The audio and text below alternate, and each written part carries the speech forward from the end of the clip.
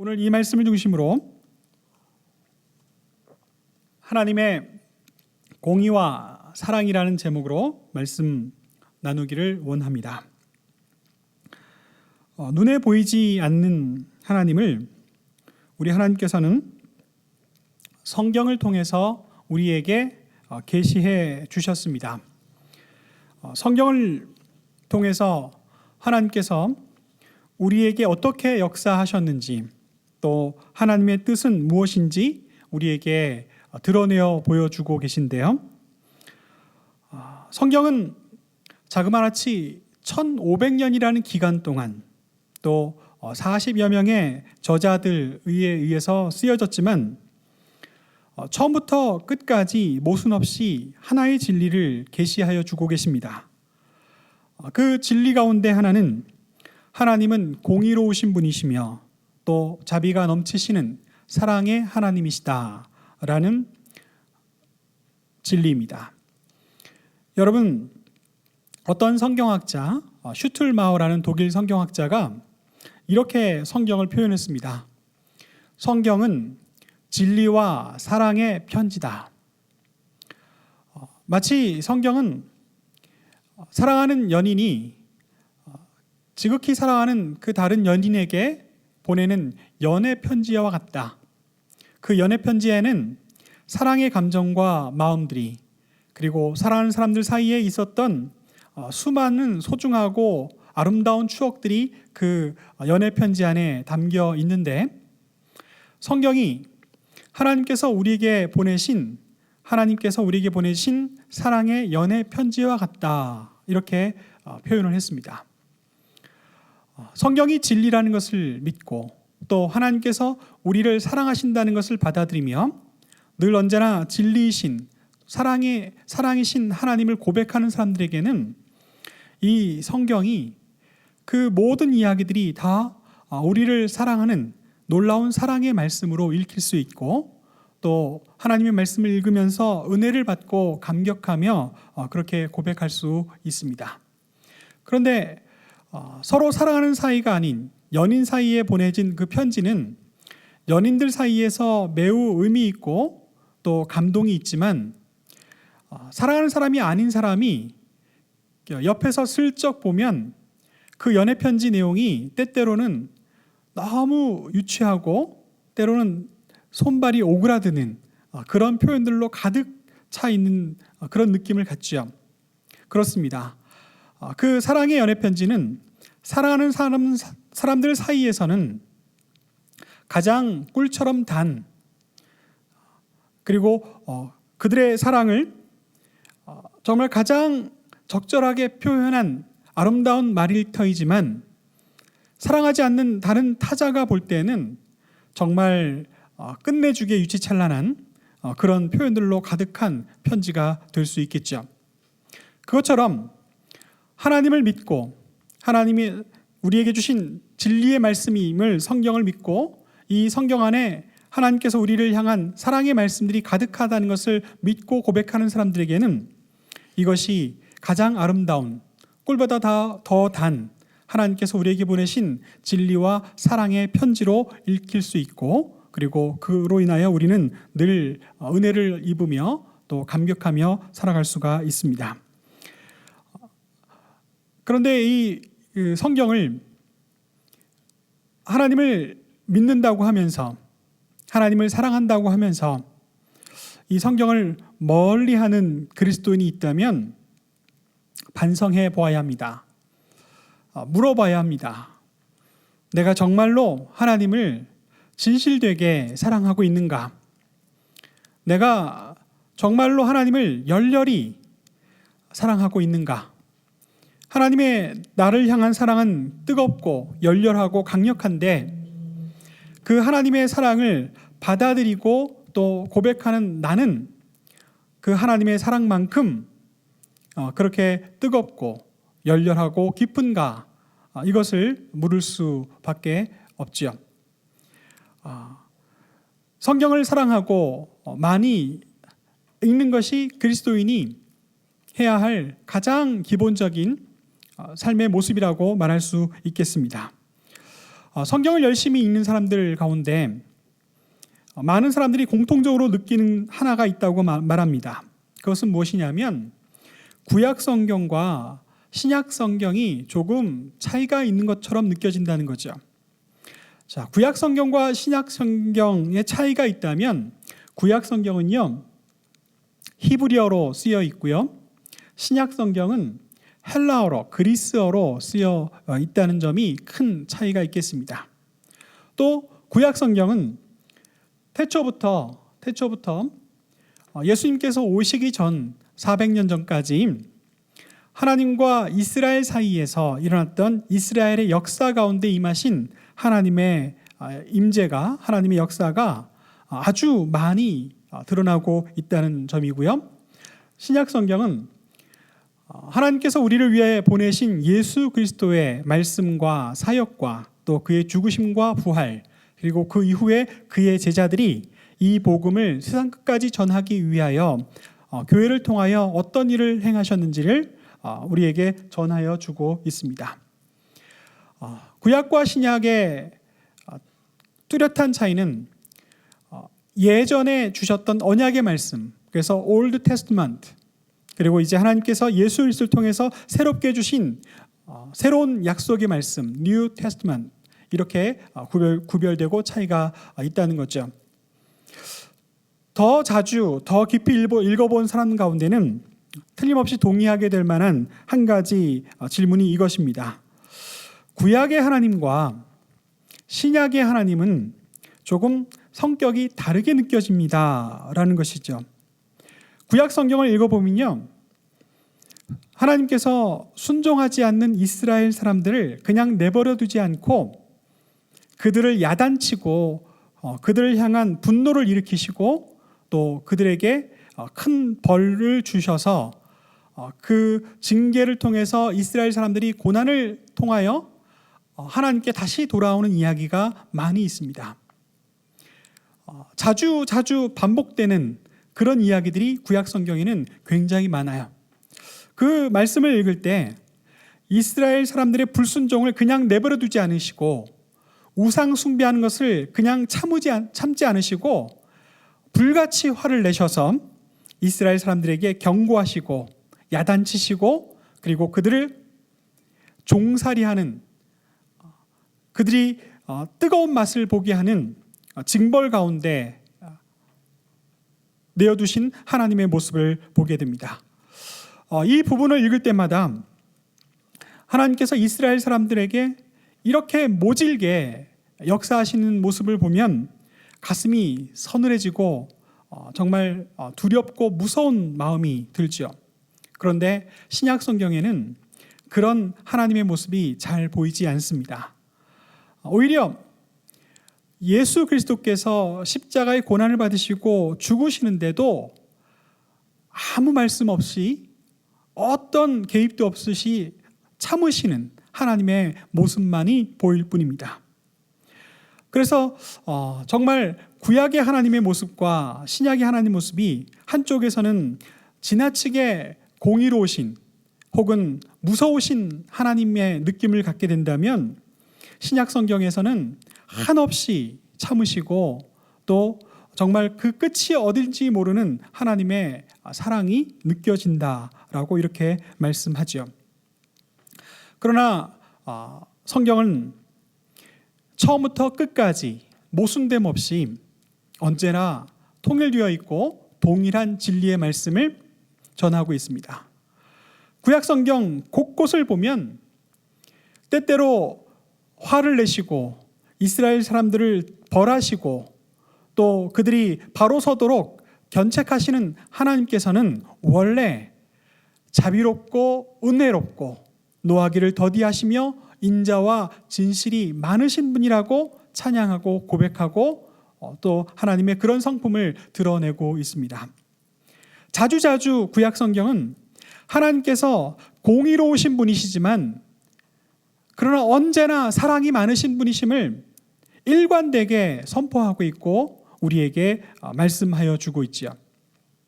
이 모든 말씀들은 신약에서 요한복음 3장 16절에서 하나님이 세상을 이처럼 사랑하사 독생자를 주셨다는 이 말씀으로 연결된다고 할 수 있겠습니다.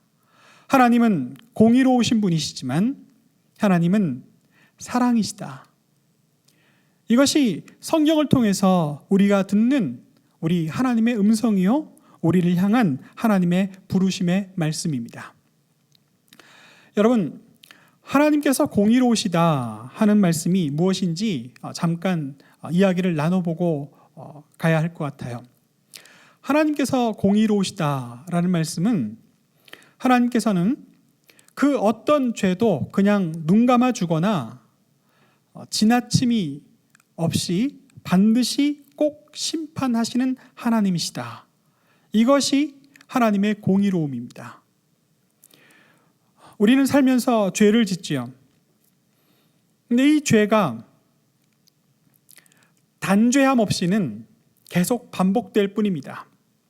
그리고 우리가 지은 죄는 반드시 이 값을 치루어야 하는데 이 쌓인 죄의 값은 도대체 얼마가 될까요? 우리가 지은 죄 모두 다 계산해서 이것을 헤아려서 그 값을 따진다면 그 죄의 값은 정말 우리가 상상하기 어려울 만큼 무거운 값이 될 수밖에 없습니다.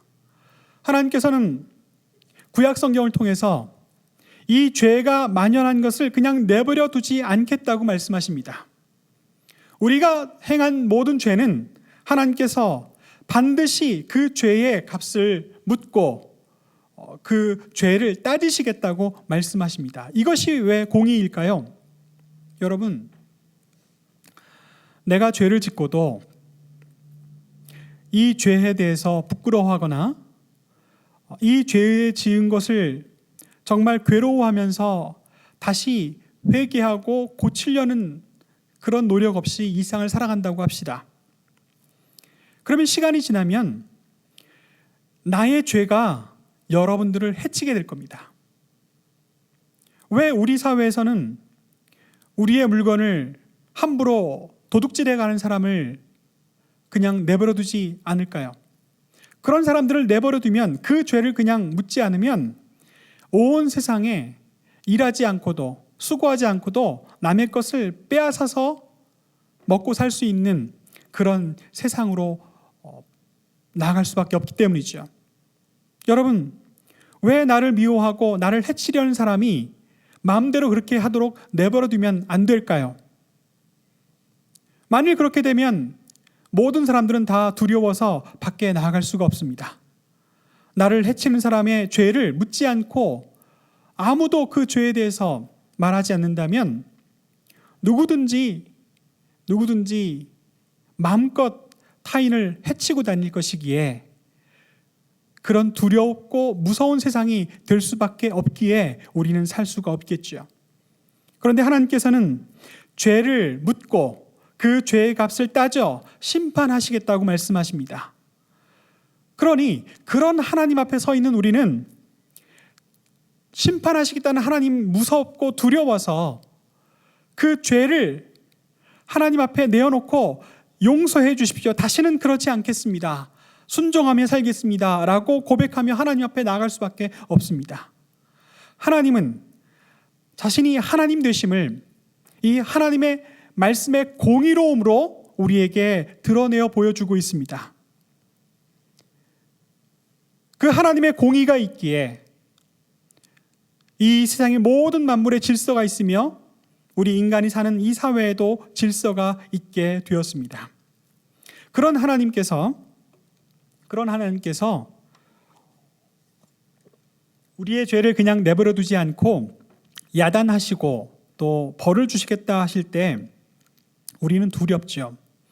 저는 구약 성경 말씀을 읽으면서 이스라엘을 우상 숭배에 빠질 때마다, 죄를 지을 때마다, 악한 가운데 있을 때마다 그것을 지나치지 않으시고 그 죄를 따져 묻는 하나님의 모습을 보면서 마치 자녀를 사랑하는 아버지가 자녀의 옳지 않은 행동을 그냥 내버려 두지 않고 따끔하게 야단하고 때로는 회초리를 들어서라도 가르치는 그런 사랑의 아버지의 모습을 느낄 수가 있었습니다.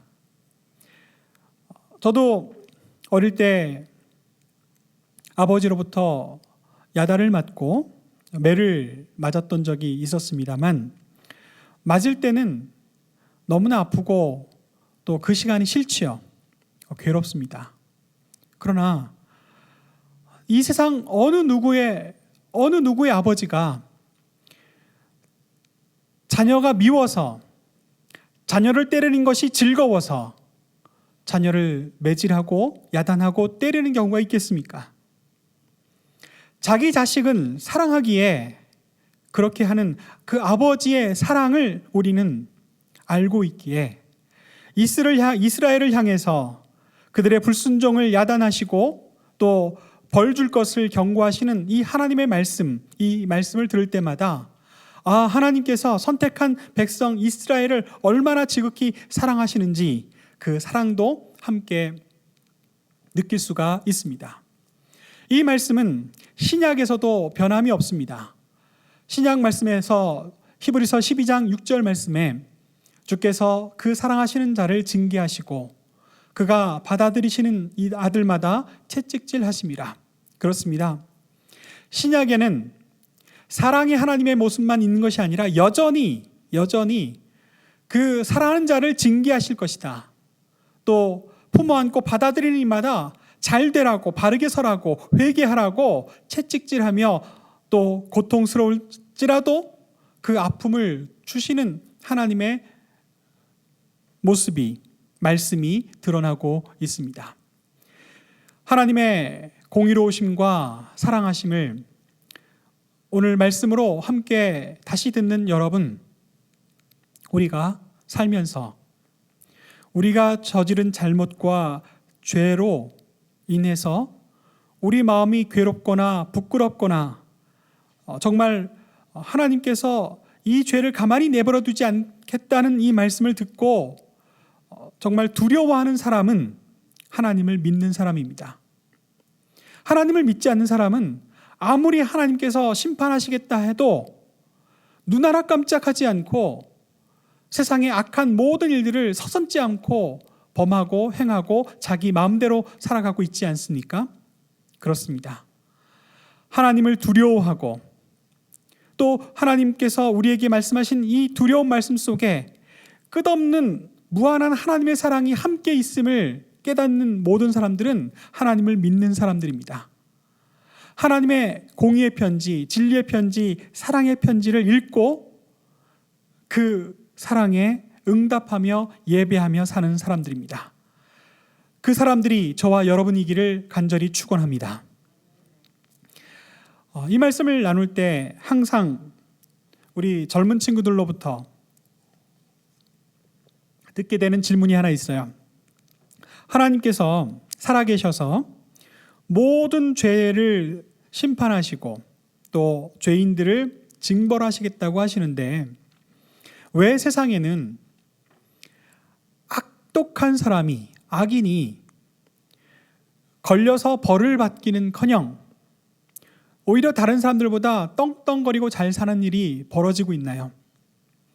수많은 사기꾼들이 정말 어리숙한 순진한 사람들의 눈에 눈물을 쏙 빼고 가슴을 아리게 만들고 그리고 고통스럽게 만든 후에 그 사기꾼들은 어떤 벌도 받지 않고 떵떵거리며 사는데 왜 이런 일들이 벌어지고 있는 걸까요? 라고 물을 수 있습니다. 성경은 분명히 말씀합니다. 최후의 심판이 있다고요. 이 땅에서 악인이 승승장구하는 것 같으나 우리 모두 다 이 세상을 떠나서 하나님 앞에 설 때에 예수 그리스도의 은혜로 그 모든 죄를 대속받고 부끄러워 회개하고 우리 주 예수 그리스도의 이름을 의지하지 않는 이들은 걸리지 않아서 지나간 것 같으나 세상 사람 아무도 모르는 것 같으나 하나님 앞에 섰을 때 그 최후의 심판대 앞에서는 마치 동영상처럼 지나갔던 그 모든 죄악의 현장들이 낱낱이 보여질 것이고, 그리고 하나님께서 물으시는 그 죄의 값을 얻게 될 것이라 말씀하고 있습니다. 사랑하는 여러분, 아버지같이 우리를 사랑하시는 하나님, 하나님을 두려워하는 사람이 하나님을 믿는 사람입니다. 하나님께서 그 죄를 물으시고 심판하시겠다는 이 말씀으로 죄를 짓고 두려워서 하나님 앞에 떨며 회개하는 사람이 하나님을 믿는 사람입니다. 바로 그 사람이 공의의 하나님이시며 사랑의 하나님이심을 믿고 그 하나님 앞에 설 때에 이루 말할 수 없는 하나님의 놀라운 사랑을 경험하게 되는데, 그 하나님의 사랑은 오늘 비유하자면 어머니의 날을 맞아서 그 하나님의 사랑은 우리에게 이루 말할 수 없는 큰 사랑과 또 아낌없는 헌신을 주셨던 그 어머니의 사랑보다 더 높고 깊은 하나님의 사랑임을 고백하게 됩니다. 한 가지 덧붙여 말씀드리자면, 어머니의 사랑은 여러분 각자마다 마음에 사무쳐 있을 것입니다. 얼마나 극진히 나를 아끼고 나를 사랑하고 또 나를 위해 자신의 삶을 희생하며 헌신하셨는지 우리가 잠시 시간만 가져도 우리 마음속에 정말 너무나 넘치는 어머니의 사랑을 말할 수 있고 고백할 수 있습니다. 하나님은, 그 어머니를 우리에게 주신 하나님은 우리가 죄의 삭신 사망으로 인하여 영원한 형벌을 받는 자가 아니라 우리 주 예수 그리스도 이름으로 말미암아 우리 하나님 나라에서 새로운 새 땅 새 하늘에서 하나님과 함께 영원토록 영생을 누릴 자로 품어주시고 맡아주신 그 놀라운 사랑을 우리에게 허락하신 사랑의 하나님이심을 고백할 때 우리는 하나님을 믿는 사람이 됩니다. 성도 여러분, 그 하나님을 두려워하고 그 하나님의 사랑에 감격하는 우리 모두가 될 수 있기를 간절히 축원합니다. 함께 기도하겠습니다.